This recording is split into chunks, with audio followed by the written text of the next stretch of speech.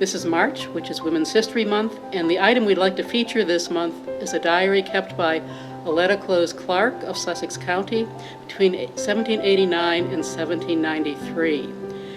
This is a rare item because women in the 18th century didn't often keep diaries, or if they did, they haven't survived. Women's voices are often missing from the historical record. So that basically means that half of the population is missing from the historical record at certain times in our history. Aletta Clowes Clarke's diary is a wonderful document. She lived in Sussex County in the Milton area. She was a housewife. She had 8 kids, all of them whom were daughters. Her family was reasonably well off. They owned slaves, so that put him in the upper part of the population, but still, she worked hard to take care of her home and family. Yet she somehow managed to find the time and had the desire to keep a diary. What's interesting about her diary is that she really didn't say a whole lot about herself.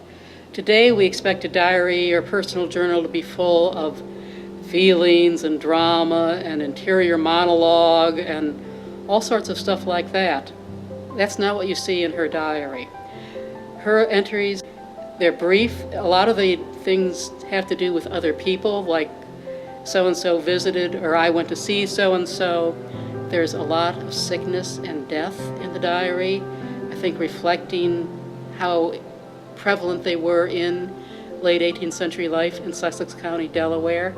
But in her emotional reticence, she's typical of her era because the 18th century was an emotionally reserved time.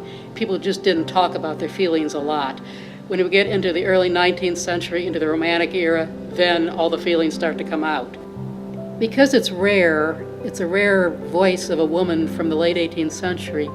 It tells us something about a woman's life at that time, directly from her.